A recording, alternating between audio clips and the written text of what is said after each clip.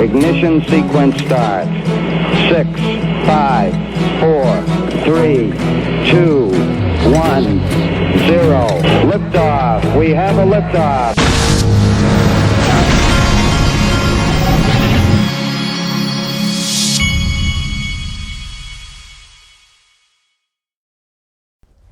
Hey everybody, this is the Digital Asset Investor, and a little baseball update. My son is now a sophomore in high school, and as many of you know, I had spent from the time he was 7 throwing this kid baseballs 3 times a week, year round, and now he's in high school. He's a sophomore, and he's going to be playing varsity baseball this year. He's a lefty pitcher, yesterday they had a scrimmage, and the kid struck out 7, which was more strikeouts than any pitcher on the team, including the juniors and seniors, had. So the kid is coming on strong. If we can just get him to 85 to 90 miles an hour, you'll be watching him on TV. Okay, now, he's also a good lefty hitter, by the way. All right, I wanted to let everybody know, I covered this the other day, maybe a week or two back. Yeah, a week or two ago. Crypto IRA iTrustCapital raises $125 million, pushes valuation over $1 billion, okay? So later today, I'm going to be doing an interview with Blake Skadron, who is, I think he's now the CEO, I believe, of iTrustCapital.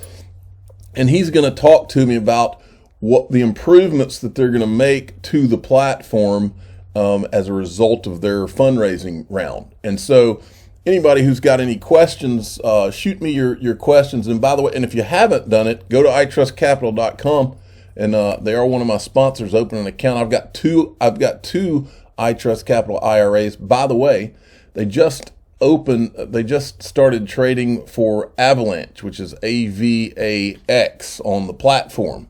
So you can go check that out, iTrustCapital.com. Now, yesterday, Charles Gasparino was following up with some of the news about Ripple's repurchase of their stock. Breaking: Ripple's repurchase of its private shares has some crypto investors feeling bullish about company's ability to prevail in SEC case and then IPO possibly this year. Others worry it's a move to limit liability in case of a loss. More now on Fox Business. Now, I could not find, normally there's people out there that are posting video of these things. I couldn't find it anywhere. Maybe they did post it, but I couldn't find it. So luckily, once Charles Gasparino started going on to Liz Clayman's show all the time, I started just recording all of her shows. So I was able to go back and find it. Here we go. ProShares Bitcoin strategy, or BITO, is flat on the session. And the price of XRP right now relatively unchanged at around 62 cents, but the value of Ripple nearly doubling in the last 24 hours after the company announced a Series C buyback from shareholders. Ripple's latest valuation, $15 billion, a major milestone for the company that currently is tied up in a pretty contentious battle with the Securities and Exchange Commission. To Charlie Gasparino with more on what this could mean for the case and for Ripple. Yeah, and Liz, we do have some breaking news from the company is telling Fox Business exclusively that if they do win this case, and they say part of the reason why they're buying back the shares, the private shares, is because they feel very confident they're going to win the case, is that they plan on going public right after the verdict comes in. So they're telling us this exclusively. They believe their chances are very good.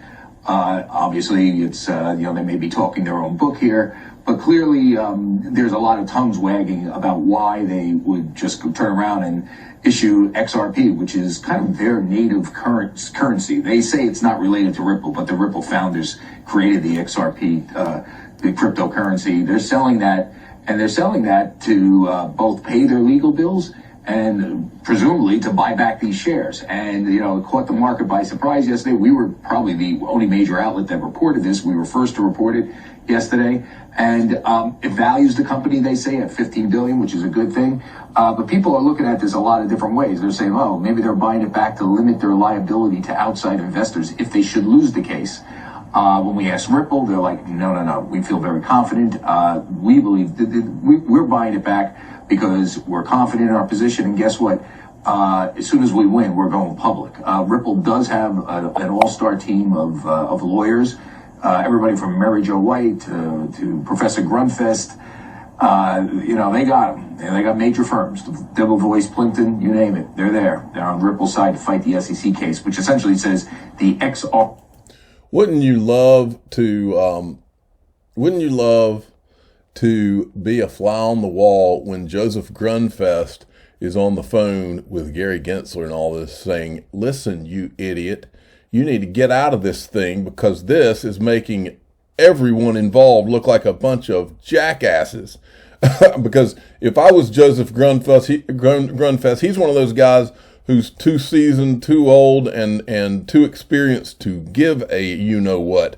And I would be pissed. If I was Joseph Grunfest in this whole thing more than anybody else, I would be pissed off. I'd be pissed off that this thing's still going because, remember, he's one of the good guys in this. He's one of the guys that was trying to help the Ethereum guys early on and the Ripple guys early on. He was looking out in the best interest of the industry overall.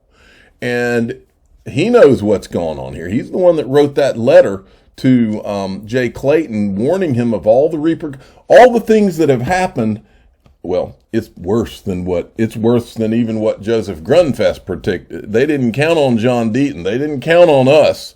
And all we ever did was put their own work. Here's the other thing they didn't count on that's so amazing to me every day that I see all of this. The arrogance of the people involved in that Ethereum free pass, running their mouths and going out and bragging about what they did on video, even attorneys. The arrogance is what blows my mind more than anything. And you know where that kind of arrogance comes from? That kind of arrogance comes from getting away with things your entire life. That's where that comes from. Because you don't think anything of what you're doing. Well, those of us out here who are working our butts off to support families and doing things the hard way, we did learn those lessons, and that's why we don't have the ridiculous arrogance that comes with doing what these guys have done to expose themselves. It's crazy. All right, here's part two. We're buying it back because we're confident in our position, and guess what? As soon as we win, we're going public. Ripple does have an all-star bit of team overflow here of lawyers. Everybody from Mary Jo White to Professor Grunfest. They got them. And they got major firms. Devil Voice, Plimpton, you name it. They're there. They're on Ripple's side to fight the SEC case, which essentially says the XRP that they issued or sold early on to build out the Ripple platform was sold as an unregistered security, therefore is illegal, therefore you owe us a lot of money for doing this. How the judge decides all this, I can't tell you.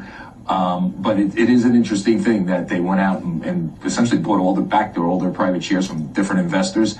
And as they fight this case, Liz, it's interesting stuff going on in crypto right now. And obviously, I can't say this enough. The Ripple case is probably the most important milestone right now in crypto. If Ripple wins, that will set SEC and regulatory pressure on crypto back significantly. We'll say that the SEC has limited powers on these cryptos, especially the most established ones like Ethereum and definitely Bitcoin.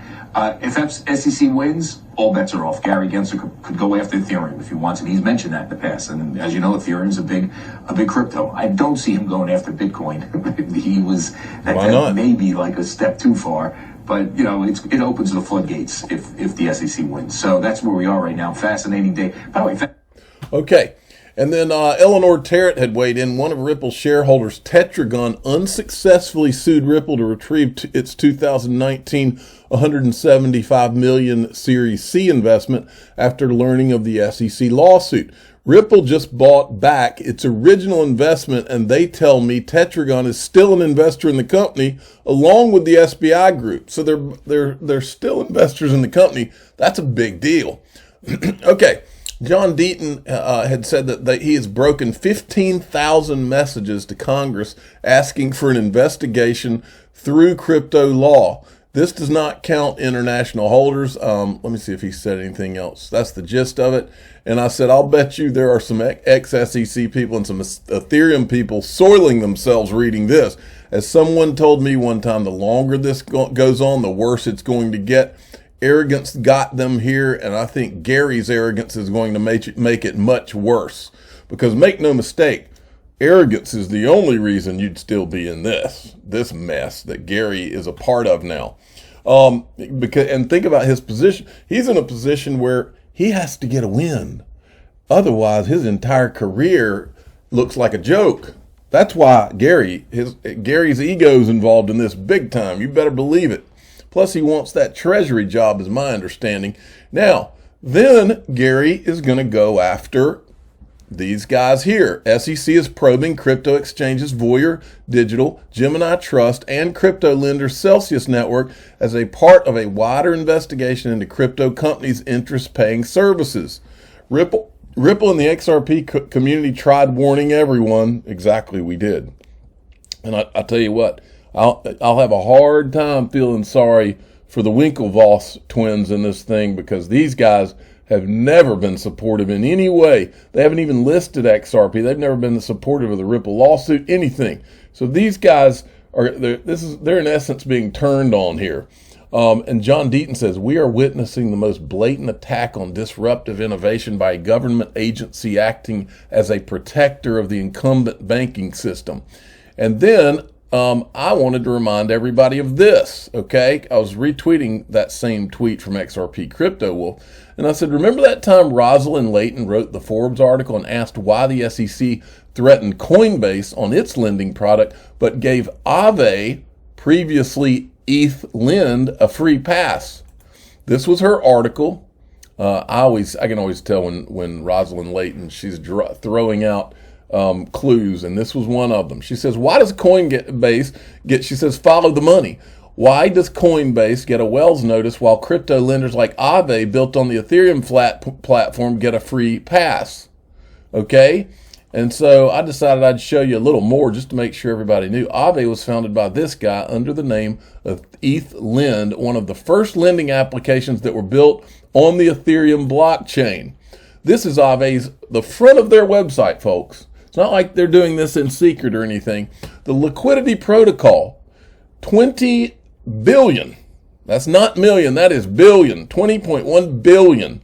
Aave is an open source and non-custodial liquidity protocol for earning interest on deposits and borrowing assets. Now look, I am not telling you that I'm against earning interest. I think we should all be able to earn interest in crypto. My question is, why is the SEC not going after anything that's Ethereum based? They're only attacking things that are separate from Ethereum. And that is not an accident, folks. Not an accident. Now, going down, check this out. So here's some of the investors in Aave. Blockchain Capital caught my attention. And you'll never guess who's the first advisor for Blockchain Capital. I just found that to be a little bit interesting. Now, let's see here. So I tweeted this out because I wanted to drive this point home. Okay. So the SEC shuts down the Coinbase lending product. Now the SEC investigates Gemini, Celsius, and Voyager for their lending products. All while Ethereum 2.0, which they now call consensus layer because they had to do a name change. There was too much bad press, I guess. Ethereum 2.0, which is a security issuance in progress, make no mistake, has their people out bragging about the interest you can get by staking. This is Andrew Keys, the one speaking. He was at Consensus. He's now at Dharma Capital and brags over there about the lending and the different things that they've got going on. But listen to this clip. And trending towards the merge where the Ethereum community essentially shuts off proof of work and evolves fully towards proof of stake, making Ether a more active asset where stakers are going to earn yield, 5-7% denominated in Ether, with the ability to have kind of a private equity like 10x possibility from here, and trending towards the merge where the Ethereum community essentially shuts off proof of work and evolves fully towards proof of stake, making Ether a more active asset where stakers are going to earn yield, 5-7% denominated in Ether, with the ability to have kind of a private equity like How is that possible? Because Gary Gensler said that it was very clear, securities laws, that if you're earning interest, that is mentioned. He said a note. He said it is mentioned in securities laws. Why is Gary Gensler not going after anything Ethereum related? And then John Deaton retweeted the thing we covered from Jerry Brito yesterday, and he said, "We are at war, plain and simple." Patrick McHenry also mentioned it. House Dems want to use a so-called China competitiveness bill to give the U.S. Treasury unchecked authority to block Americans' digital currency payments worldwide, among other disastrous policies. This is a threat to privacy and innovation that will help us outcompete the CCP. And then I rolled over in the middle of the night and wrote this based on everything going on. I said, phase one, give Bitcoin and Ethereum clarity while you intentionally leave all other crypto in limbo, while you wait for your Wall Street buddies to set up their custody. Phase two, you go after crypto exchanges. No securities license or no brokerage license, and you're out. So they're going after anything, lending, all these crypto. Look, remember, folks, this is everything. These Wall Street guys have been sitting on the sidelines, pissed off for years now, watching Binance and all these companies making billions of dollars, and they've been going to their regulator buddies and they've been saying, listen, we're bound by all these rules. And we've seen Gary Gensler mention this before. We're bound by all these rules. These crypto guys aren't bound by anything. And that's what Gary Gensler's up to, folks. Write it down. He's out there trying to go and crack down on the crypto exchanges. And if trust you me, if they don't have a brokerage license, securities license, whatever the licensure is you need to sell securities, they're going to be out of business, period. And I think that there will be a handful of winners in that. I think Coinbase probably has gotten their ducks in a row. Gemini probably is about ready with that, I would guess. I don't know about Celsius. I don't know about the others. I know Uphold bought a securities company, so I think they're taken care of. But a lot of these companies, I'm telling you, they're going to be gone. That's what they're really trying to do here. Is Gary Gensler wants everything except Bitcoin and Ethereum to be securities. I don't think he can get away with it on Ethereum any longer, but they want everything to be securities so that he can. Then you got Gary Gensler as the gatekeeper. Then he's the guy who determines he can go to any of the existing crypto exchanges and say, you're out of business, buddy, because you don't have one, and I'm not giving you a securities or a brokerage license. How about that? How about that, folks? I'm not giving you one. Then Gary can be patted on the head by Jamie Dimon and the boys and say, great job, Gary. You did what you were supposed to do. Now we're going to give you the treasury job. Does that make sense? Makes sense to me. Phase two, go after the crypto exchanges. And phase three, hand off all of this new asset class to your Wall Street buddies. Okay? So even though a lot of this is going to be a bumpy ride, I believe, one way or another, crypto's here. And it's going to happen, but I think they want to have, it's always been the plan to turn all this new asset class over to JP Morgan, Goldman Sachs, BlackRock, and that's what Gary's there for, folks. Make no mistake. I can see around corners at this point. When you make 2 and 3 videos a day for over 3 years and you're talking about one specific topic, you can see it. It's like being Neo. I mean, this is not hard to figure out. Bank XRP, El Fardan Exchange LLC brings its customers to the convenience, safety, and security of real-time cross-border payments through new partnership with Ripple. There you go. And then finally, I said this. This is breaking. President Putin supports the government's proposal to allow regulated Bitcoin and crypto mining. And I said, does it bother anyone that an ex-KGB agent from the Soviet era is more supportive of blockchain than the United States leadership? I fear for my children's future. And that's the truth right there, folks. What's going on, the anti-capitalism that's going on in this country is downright scary. This is what I tell my wife all the time.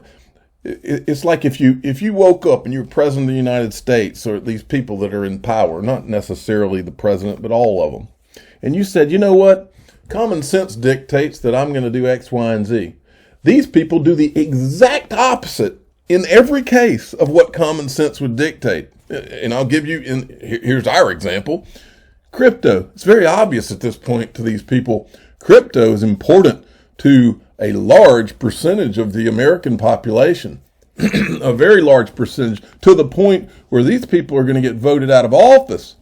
They're looking right at that. They're staring it in the face.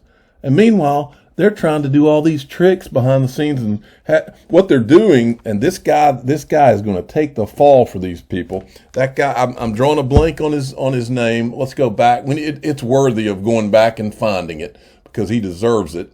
This guy right here from this Jerry Brito tweet. It's this guy. Let's bring him up again. Jim Himes. He looks like a somewhat young guy. Well, Jim, I got bad news for you. You've been had. Because I know how these people play the game. What they did is they got a young guy who can be their fall guy to slide in a piece of legend, just to try to sneak in this anti-crypto piece into this bill. And guess what's going to happen, Jim? You're not going to have a career as a politician because everybody's going to be on to you. And the people that put you up to it probably knew that you'd be the fall guy. That's how these people work. A bunch of slippery jokers. So sorry, Jim, you are going to be in the spotlight now as the anti-crypto. You just made the list, buddy. I'm going to have to contact Procoin News and put you on the web that they created surrounding Gary Gensler. I'm a digital asset investor. I'm not an investment advisor. This is for entertainment purposes only. Please subscribe, hit the like button, and tell your friends and family that this guy, Jim Himes, needs to be voted out of Congress. He's a Connecticut congressman. Get him gone. We will create a movement to get him gone because it's not just that he's anti-crypto. It's the tactics. The people are sick and tired of this kind of stuff, trying to sneak something past the American people. It shows you what kind of people these people are. It's sick. Thanks for listening.